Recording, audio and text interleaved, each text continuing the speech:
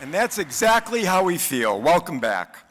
On behalf of our council, our members, and the staff of the American Geographical Society, it's a pleasure to welcome you back to Geography 2050. This year, The Future of Food, our 9th annual symposium in the Geography 2050 series. It's great to see so many familiar faces after such a long time, 3 years since we've been in this auditorium. But I must admit that the amount of new people I don't recognize in the audience reminds me of the necessary and important function that this symposium and other meetings throughout the year have in allowing all of us to exchange ideas and learn from each other. So thank you for being here today. It really is great to be together again. Since the beginning, 9 years ago, the Earth Institute here at Columbia University has been gracious to work with us and host this event. Since we last met in person, there has been a major change here at Columbia, the formation of the new Columbia Climate School. This new addition to Columbia, really a growth out of the Earth Institute, is an extraordinary commitment and leadership role with international recognition as we all realize how much we need to take deliberate and specific actions to save our planet for future generations. We at AGS are proud to work even more closely with our new partner, the Columbia University Climate School, to continue and grow our symposium, now the seminal GEO event nationally for the fall. Over the next couple of days, you will notice the expertise and foresightedness of the Climate School brings to our discussions. Thank you, everyone at Columbia, for joining us. We have a lot of ground to cover today and tomorrow, so let's not lose any time. Ladies and gentlemen, our chairman, Dr. Chris Tucker, and our president, Dr. Marie Price.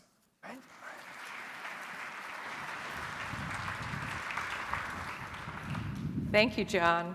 No music, Chris. Yeah. We're not going to dance. You'll feel better about that. So thank you for joining us. Thank us later. Thank us later. For being in person, we are back at Columbia, and it feels good.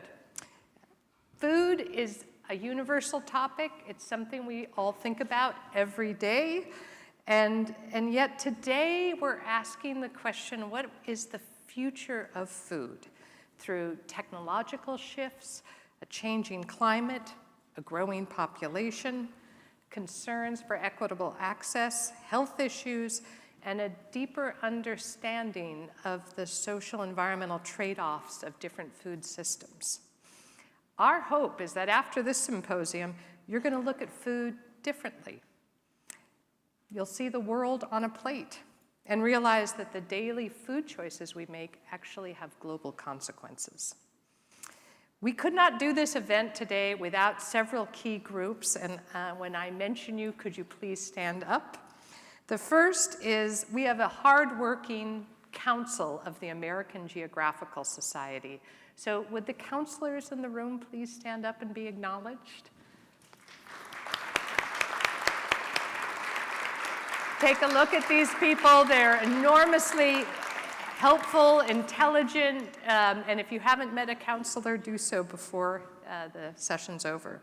Secondly, we have a symposium committee who worked very hard, reaching out to sponsors, reaching out to speakers, and we would not be here today without them. So will the symposium committee please stand?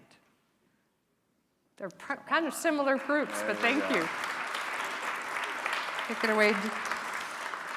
And lastly, we have our geography teacher fellows. We began this program several years ago. They are back in the house. They did a workshop this morning, and they'll do another one on Saturday. They bring enormous energy and talent. They are my heroes. So will the AP Human Geography teachers please stand up and take a bow?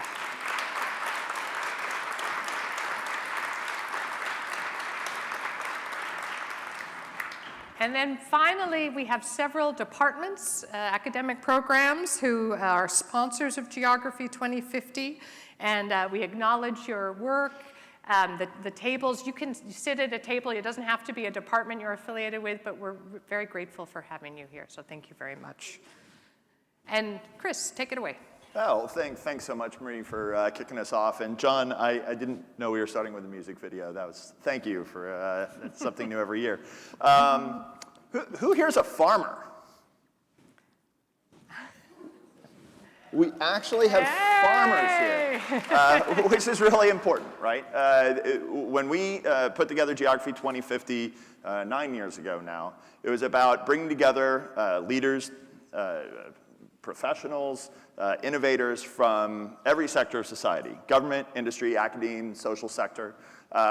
Which industry, right, changes year by year depending on what our theme is. And when we started talking about the future of food, we knew it was important to actually have folks that actually make our food here to share their perspectives on where they think this is going to go in the coming decades. So thank you very much for making the journey here. Geography 2050 is something near and dear to our heart. A lot of people think about geography as kind of a functional thing, right? How do I navigate around the world? How do I know about these places and what's going on? But we at the American Geographical Society believe that geography, geographic thinking, geospatial tools and technologies and data are essential for all of us to be able to look over the horizon and see what's coming.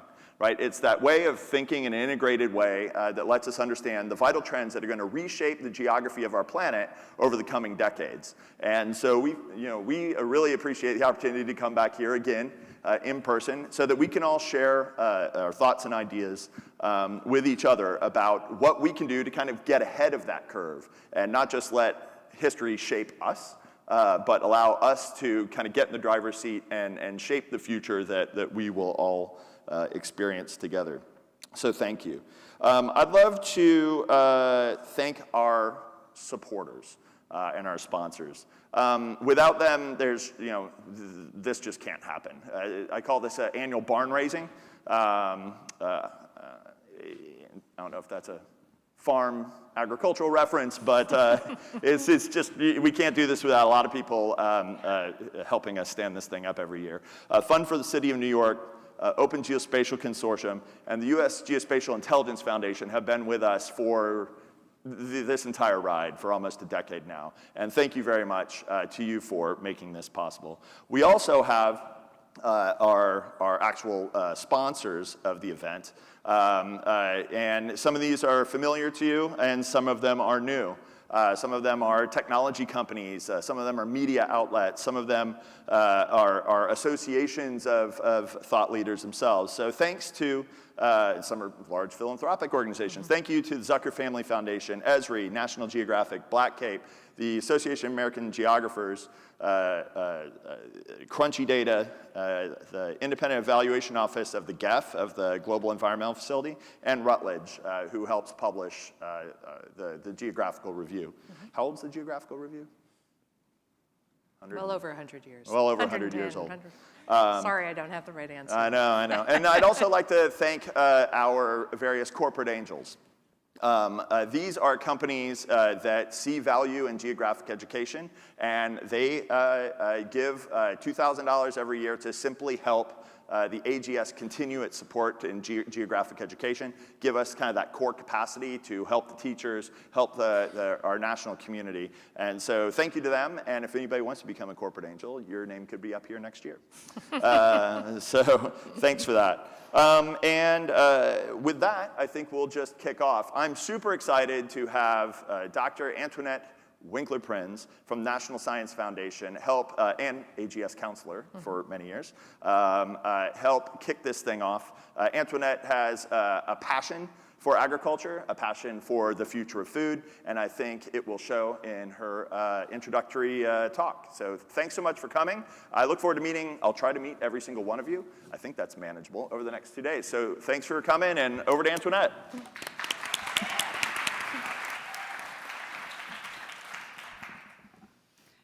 Well, good afternoon, everybody. It's a real pleasure to be here. Let me be sure my slides are queued up. But while they are being queued up, I really appreciate you all being here today. I am Antoinette WinklerPrins. I'm a geographer who has long conducted research on agriculture in rural and urban settings and related environmental knowledge systems.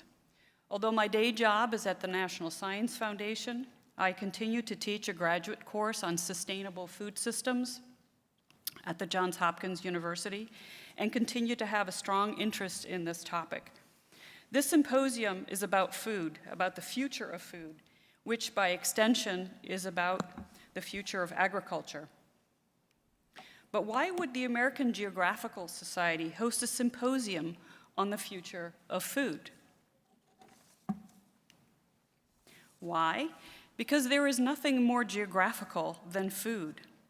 As the quote on the screen shows, eating connects us to the land, to the sea, to animals, to technologies and virtual space, to ecological processes, to other people both near and far, in multiple places and spaces, and across multiple scales.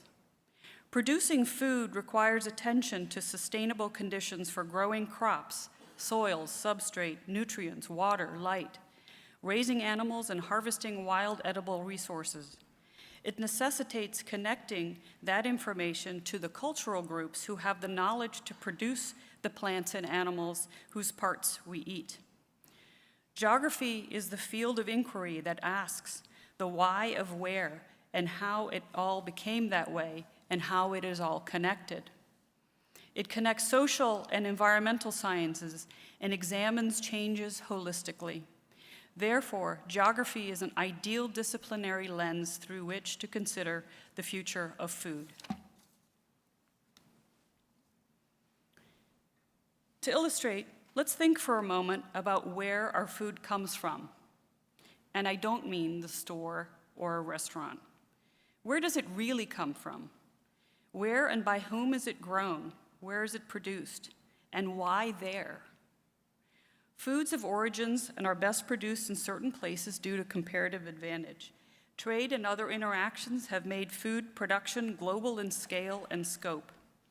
However, as the supply chain disruptions during the pandemic and the war in Ukraine illustrate, getting food from where it is produced to where it is consumed is a complex system that is global and needs to be highly synchronized to be optimal.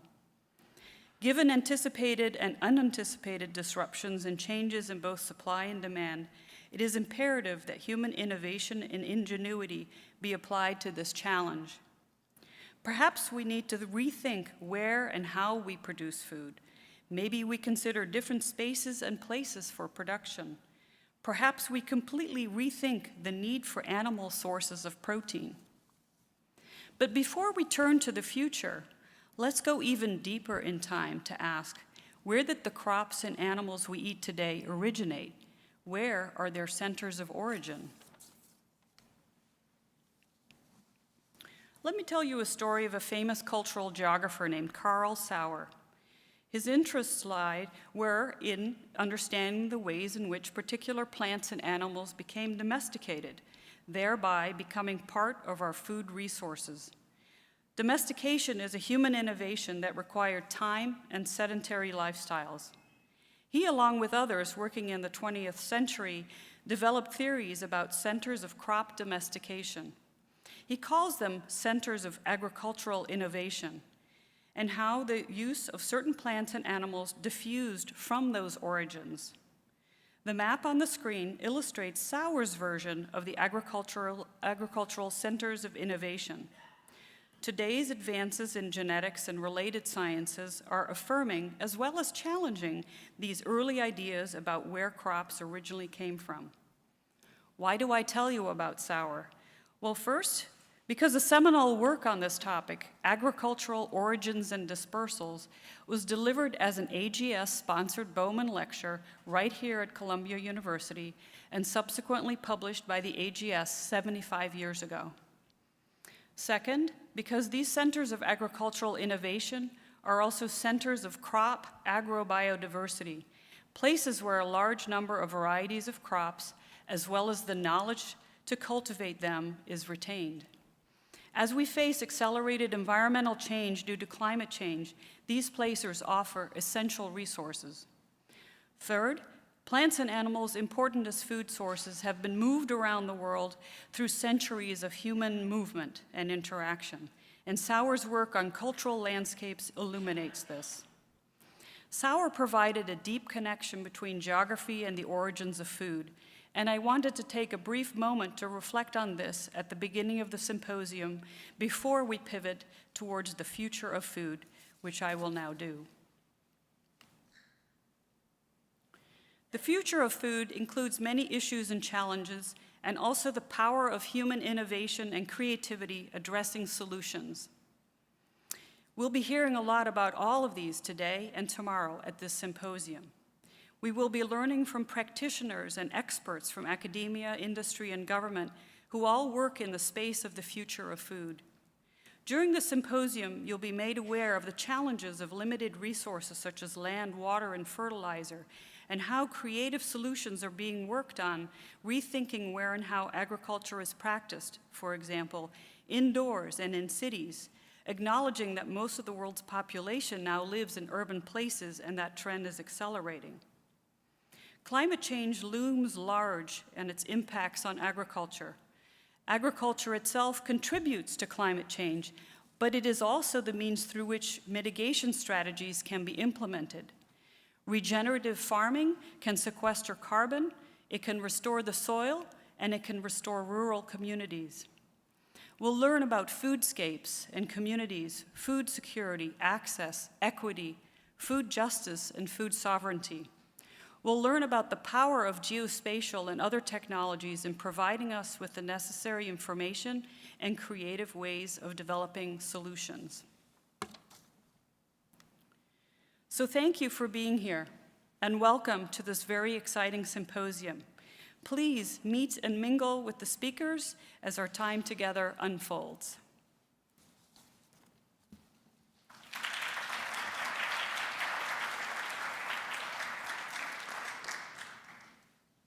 All right, now it is my great honor and pleasure to introduce the Columbia keynote speaker, Dr. Cynthia Rosenzweig, who will provide a talk entitled Advancing Climate Change and Food System Solutions, Radical Collaboration Required. Dr. Rosenzweig is an agronomist and climate scientist. She started her career as a farmer, growing vegetables and fruits, and raising chickens, goats, and pigs. This experience was where Rosenzweig fell in love with agriculture and realized she wanted to spend her career in this field. Today, she holds several prominent scientific positions. She is a senior research scientist at the NASA Goddard Institute for Space Studies, where she heads the Climate Impacts Group. She is a professor at Barnard College and a senior research scientist here at Columbia University's Climate School. Dr. Rosenzweig is a world leader asking questions about the impact of climate change on food production. Her research centers on helping farmers to plan and implement groundbreaking mechanisms that foster resilience to climate change. She realized early on that climate change is one of the most significant, pervasive, and complex challenges currently facing the planet's food systems. Several decades ago, while many scientists were asking, what is causing climate change? Dr. Rosenzweig was already asking, what will it mean for food? She completed the first transdisciplinary model projections of how climate change will affect food production, not just in North America, but globally. Her integrative and interdisciplinary work has led to important methodological breakthroughs at the beginnings of climate change impact assessments, and she established the foundations for current work in the field. A recent recipient of a Guggenheim Fellowship, where she combined impact models with climate models to project future outcomes for both land-based and urban systems under altered climate conditions. And very relevant for this symposium, Dr. Rosenzweig was recently the recipient of the 2002 World Food Prize for her seminal contributions to understanding and predicting the impacts of the interaction between climate and food systems. Through designing and leading rigorous collaborative observational and modeling research, she provided the evidence used by thousands of decision makers in more than 90 countries to both mitigate and adapt to climate change in local, national, and global food systems. Without further ado, let me turn the stage over to Dr. Rosenzweig. Thank you, Antoinette. Thank you. Thanks, Antoinette, for the introduction. 2022, I just got it. It's just changed my life for the World Food Prize, but I'm very, very happy to be here. Thanks so much to the American Geographical Society. Fantastic video, and I'm a geography lover. At the end, it gave all the different folks who are here, so I'm in the geography lover category because I am an agronomist, as Antoinette said, by training. I also want to thank Bob Chen, my very, very dear and long time colleague who started out in food studies up at Brown. So that is great. And thanks, Antoinette, for the great introduction. All right, well, when the program committee asked me to speak, they asked me to be three things. One is forward thinking. The second is geospatial, for all of you folks, and visual. So I've done my best in regard to advancing climate change and food system solutions. So here we go. Already, that's some of the visuals. These, every single photo that I'm going to show has been taken by our network. None of this is just pulled off the web, by the way. So these are places that our agricultural model intercomparison and improvement, which is a worldwide network of over 1,000 agriculture and food modelers. And this is some of the places where we work and work together. So these are the topics that I'm going to cover, starting with the climate change challenge. Of course, that's a big threat as we go forward for the food system in 2050. But then I want to explore this idea of radical collaboration, because I really believe that that's what we need to be doing much more of now. I'm going to give the example of AgMIP and how we work together. I hope those are some ideas for how other groups and networks of networks can get going. Then just a bit on methods and tools, breaking down silos. That's linked really, I think, to the radical collaborations. We've got to work together with people that we don't speak the same language, like model, by the way. For the agronomists, the crop modelers, they have one idea of a model. The economists, we have, by the way, the economists have been with us from the beginning of AgMIP, which was founded in 2010. But their concept of models are basically totally different. And then I'm going to suggest some ways forward, and I'm going to end with an ask of all of you. So, climate change challenge, here we are from the IPCC. So, what this is showing, of course, is at the left is the 1.5 degree global temperature projections. If we, and of course, you're probably all following what's going on in Sharm el-Sheikh in Egypt right now at the Conference of the Parties 27. And there's actually been a big discussion about whether we should abandon 1.5 degrees C because we're basically now past the ability to achieve it. But on the other hand, other people are saying, no, we have to keep that goal in mind. The middle one is 2 degrees. That's also in the Paris Agreement. It was, remember, 2 degrees or well below 2 degrees. These are the global temperature projections. On the right is the 4 degrees C warming if basically we don't do a good job, we're business as usual. This is actually the right-hand graph, the right-hand map is the path that we are on for climate change. So how does this translate into agriculture and food production? So this is work by, led by Jonas Jägermeier. I'm going to click the video and hope it works in a moment. But just to explain what you're going to be seeing is this was work that we did for IPCC 6th assessment report. This is basically what the crop yield projections for maize and wheat will be without adaptation for that right-hand graph that we were just looking at it. We use five global climate models in this work, as well as 12 global gridded crop models. This is methodologically, this is the step forward that AgMIP has has been able to do so that we can more rigorously characterize the uncertainties in the projections. So let me just see how I get it. Let's see if it'll, yes, here we go. Here's the video. Okay, so you see maize yield projections, bottom left, wheat yields on the right, and we're going from present day basically into 2099. And first of all, you can see very different effects of the climate projections on maize, which is, as you all know, probably C4 crop, not responsive to carbon dioxide increases in the atmosphere. A very, very important crop, of course, in mid-latitudes and in some higher latitudes, but also very, very much in the developing countries. Here we go all the way to 2099, and you can see the wheat yields are showing increases. So this whole blanket climate change is terrible for food. It's much more complicated than that. So that's what, without adaptation, this is the challenge of climate change on food if we, as a global society, don't get our act together and reduce greenhouse gas emissions.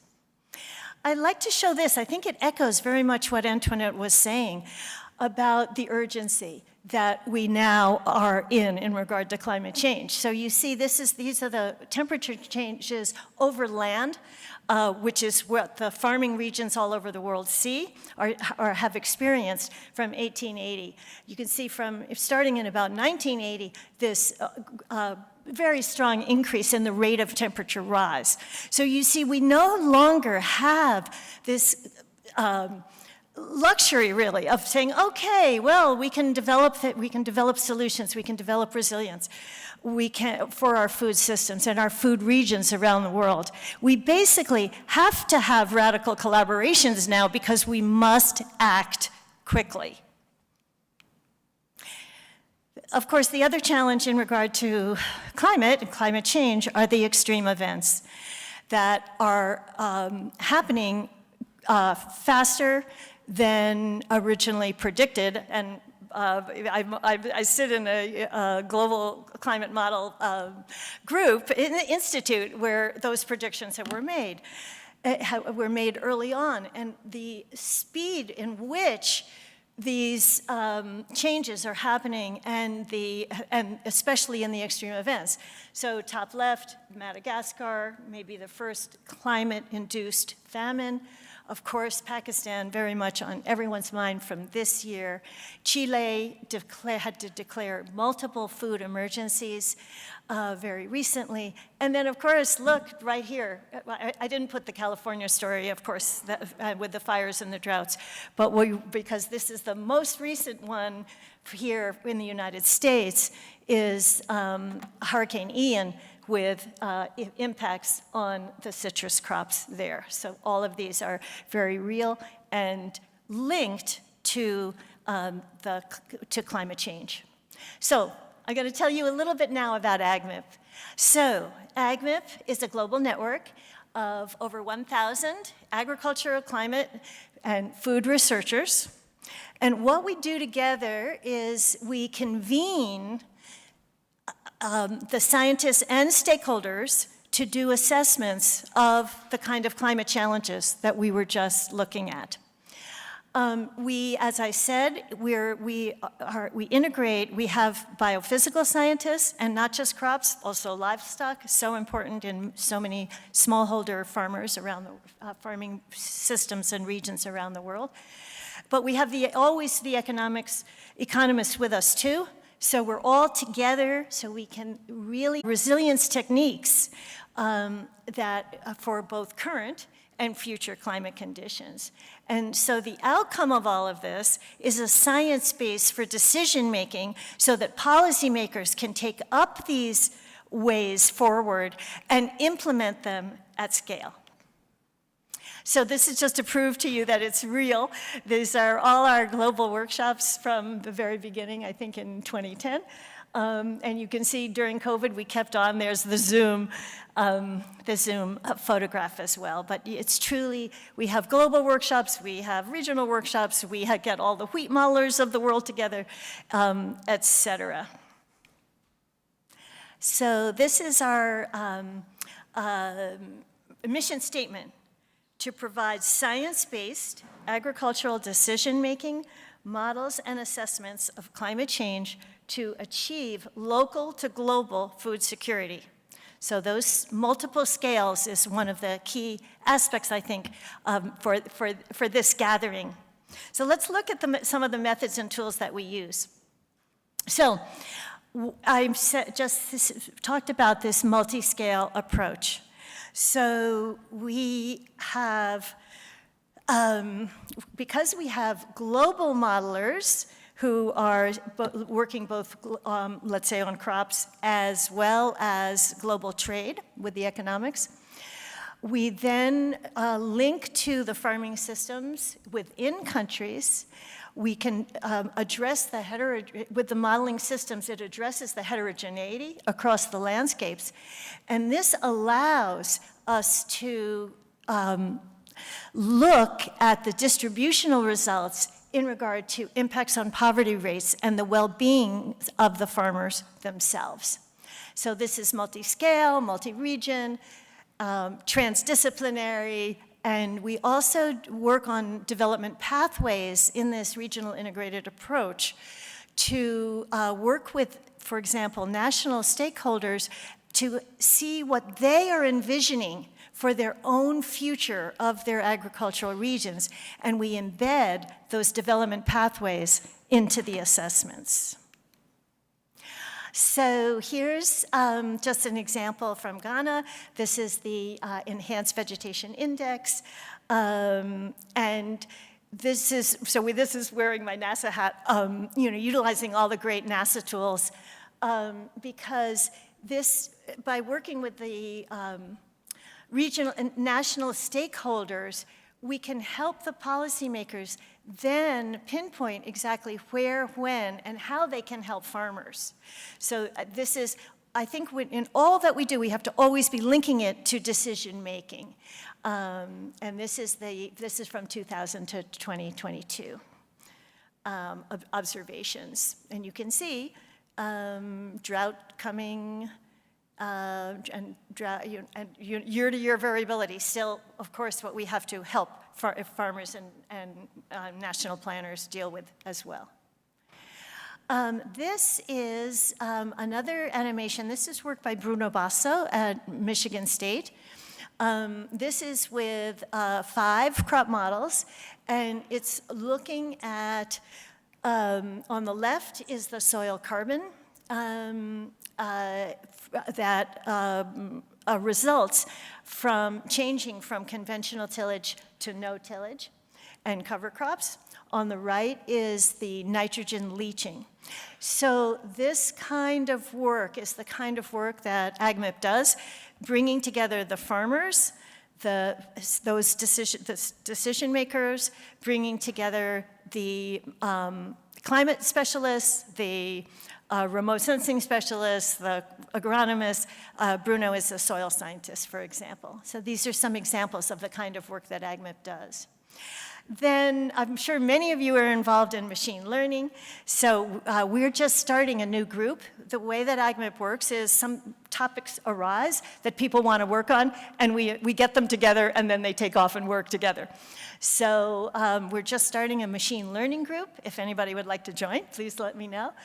And what we do there is use the machine learning to really see how well the models are doing compared to climate data, the remote sensing, and the crop modeling.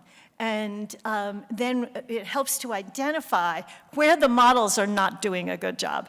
And so then we bring AgMIP model developers to bear to improve the models, because we can't just keep using the same models over and over again. We've got to constantly and rapidly improve them. So for example, in the US, it showed that we've got to do a much better job on frost as well as floods. So this is, then the final one on the methods and tools I want to talk about scaling out. So we looked at multi-scalar in the assessments, but this is, how do we reach more people? So one of the ways we do this in AgMIP is through a platform on the web called the AgMIP Impacts Explorer. That's been very helpful it has 3 different levels depending on different it was all made with stakeholder input. So some stakeholders some decision makers just want to give us, what's the high level headlines. Others wanted the actual data themselves. So the platform is very multifunctional. Okay, breaking down silos. Going forward, we believe at AgMIP that for a long time there's been the mitigation people over here for climate change and then the adaptation people over there. Really and truly in agriculture and food systems, these things are connected. You don't have we're doing this for mitigation, but by the way, the climate is already changing and we have more extreme events, so this is what we're going to do for resilience. So a recent AgMIP program is called MACB, which stands for Mitigation and Adaptation Co-Benefits. And this is the box and arrow diagram. The key part, of course, with stakeholders, gender, nutrition, of course, as well. But it's bringing the emission and mitigation models together with the impacts and adaptation models. Because protocols for this work is really what is actually needed going forward. So just to give, I think, 2 examples of where this is going on. One is there's a MACB team in India with on rice with alternate wetting and drying. The idea is to test before linking, of course, to on-the-ground data, field data, but then developing the models so that we can really test. With this growing rice under alternate wetting and drying, can that help in both helping with yields as well as methane emissions, because rice paddies are one of the largest sources of methane emissions in food systems. So the early results show that this was helpful both for yields and a decrease in methane emissions. And the other example is Bangladesh. This is an ongoing project right now with a great team of researchers in India and India as well, but in Bangladesh. And here we're again testing in rice paddy, alternate wetting, drying in a different geography. And they found here reductions in water requirements for irrigation, of course, if you're not having paddy, but alternate wetting and drying, and as well decreases in the greenhouse gas emissions. Okay, so let's go to the ways forward. The first is systems, connecting systems. We've now made the transition from agriculture into food systems. That's in the middle. Let me just see, do I have a, no, I don't think I do. Nope, I don't have a pointer. Doesn't matter. In the middle, you see the food system. So we're moving just beyond the production side to, of course, the supply chain issues, processing, retail, et cetera, and then on the demand side of the consumption and the diets. Food loss and waste, of course, is present in all of those. But in terms of what we have to do moving forward is we can't only focus right on the food system. First of all, we've made that transition, I believe, to really having this larger system approach. But we have to connect to the climate system, we have to connect to the ecosystems, and we have to connect to the socioeconomic system. Then we're really able to produce, and by 2050, a food system which truly provides food security for all. So that's the first way forward. So here are the others. So food system approach and bringing in nutrition, also very, very important. Healthy food and a healthy planet is what we need. I think we need to keep a laser focus on solutions. This is really different from what we've done before, I think. We were interested in something, we pursued it, right, in our fields. But here now, we need to be really interacting, of course, with the food system stakeholders. What is it they need? What is it that they really need going forward? And then we work with them to do it. So that laser focus on solutions, I think, is absolutely critical. Finally, the third one is to conduct radically cooperative, multi-scale assessments. I've given some examples of solutions. And here we have to focus, I believe, on resilience to climate disasters. How can there be Pakistan and Chile and Madagascar happening really over and over again? We need to truly, truly get our act together to prevent these kinds of terrible, terrible outcomes. So my ask of all of you is to, in the next days while you're here and beyond, to develop larger scale climate change solutions. You know, I think we know what to do in fields. You know, we know about planting dates and soil carbon and et cetera. But what we really need to do is then make these happen, these solutions happen, and we need to provide the evidence base for the larger climate change solutions. So that's what I hope we can talk about in the discussion. So want to invite you all to another conference. AGMIP 9 is going to be here at Columbia University next June. Please come. That would be fantastic. It's a wonderful, wonderful meeting in which we can continue to develop these larger scale radical cooperations and solution-based work that I feel we need to do together.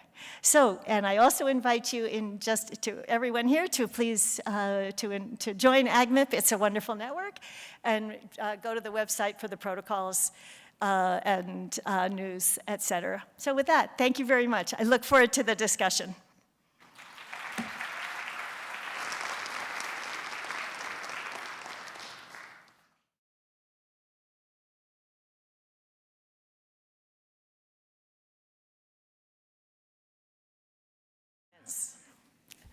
Let's start the discussion.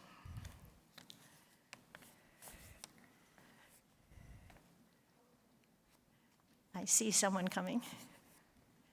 Thank you very much. Please say who you are. I'm Andres Gul from Colombia. I do research on coffee. And I was wondering, you mentioned a lot about agriculture, but what about the rest of biodiversity? How that fits into AGMIP? Yes. I was curious about that. That's really, really important. And so far, we haven't gotten there yet. You know, I'm bragging about AGMIP, but we really haven't made that outreach to have the biodiversity part. We've, had some conversations with modelers on landscape modelers. For that, you really need landscape modelers. And we've had some, but we haven't made it happen because I think we really are in our silos. And we really need to break out of them. And I'm just thinking about it at conferences like this. What can we do at conferences like this and at AGMIP 9 so that we actually do that, so that we really are seeing what we need to do to move forward? Let me just, do I have another minute? Couple more minutes, sure. I just want to give two examples of these larger scale solutions. So like what, let's, put on our thinking caps. What would a larger scale, for the systems that you work in, for the food systems, the agricultural systems that you work in, what would be a larger scale solution? What would be a radical solution? What would be needed? Someone's raising their hands. Oh, are you going to say something? No, maybe not. Anyway, so I just want to give two examples that two colleagues are in Sharm el-Sheikh right now, although it's almost over. I know that they've been there for I think the entire 2 weeks. The first is Ratan Lal. He's from Ohio State. He won the World Food Prize 2 years ago. And he's from India. And what he is trying to get policymakers there at COP to do is come together in a multinational effort to replant the foothills of the Himalayas. So this is truly large scale. Nepal has been doing some, I think, with their reforestation. And I think that because you're thinking about, let's go beyond, oh, it's the monsoon again, and climate is changing it, and there's nothing we can do. Thinking back to some of the root causes of why some of these disasters, these disaster risk creation step, which is not the immediate, but why are these massive floods happening more and over again? That's one example. The other example is in the Amazon, and our colleague Carlos Nobre from Brazil, and working with colleagues there, and they did an Amazon assessment. I saw it, it was released last year. I saw it at the COP in Glasgow, the presentation of it. So you see these assessments provide, these large-scale assessments can really provide the impetus for then Carlos and his colleagues going to COP, speaking with the countries there, and saying, we have to, again, the Amazon is approaching a tipping point.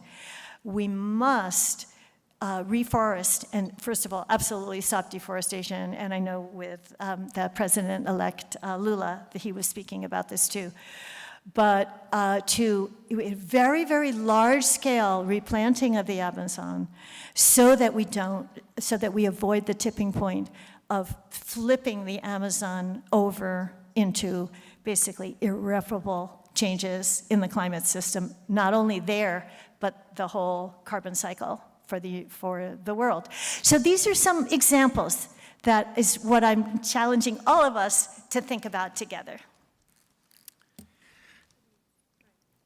Go ahead, one more question. First off, congratulations on winning the World Food Prize. Thank you. What a great thing. And I can also see why it was so deserving. My name is Mariah Imke, and I'm from the USDA Economic Research Service. And I actually work in another, I think, big problem, obesity. And I have seen a great need for broad, wide, and deep collaboration across that. But this is the first time I've heard the word radical collaboration. And I was just wondering if you could talk a little bit more about how you define that and how you operationalize it. Sure. Absolutely. First of all, USDA ERS is a big partner of AgMIP, and Ron Sands, I don't know if you know him, he has the economic model. He's a member of the global economic team of AgMIP. But yes, I'm really glad you raised this about obesity, and this would be another example of silos. I truly believe, because all the ag and food people are sort of, it's this, mega group of people, right? And then the nutrition people are a whole nother side and group, and you're nodding your head because this is so true. So we really need, first of all, just get people together to just, what is going on here? Why is it that we can't work together? And bringing those groups together. So that is something that we are going to be doing at the Columbia Climate School, is working to have a think tank meeting to bring the ag and food community and the nutrition special community together. So I believe that's step one, is bringing the groups together. Step two is figuring out a project to do together. In the end of the day, that's what we all do, right? We do projects, and we need funding for them. We need funded projects, but if and it's wonderful Antoinette is here from NSF, and these are, I know, some of the directions that NSF is going in so much, to bring the networks together, the network of networks, to bring, for example, the nutrition, in the ExcelNet program, to bring these together and then figure out with stakeholders, what larger scale projects are really needed. What are the stumbling blocks? Why aren't we transforming the food system now and making it healthy, both on the undernutrition side, but so much, I think it's 2 billion people in the world are obese. So we have to work on all of that while we're working on all the climate change stuff too, part 2, those challenges. Thank you, Cynthia, for a great beginning to our symposium. And I know I speak on behalf of everybody here. We congratulate you again on your recent selection for the prize. Thank you very much. We are very, very proud to have you with us.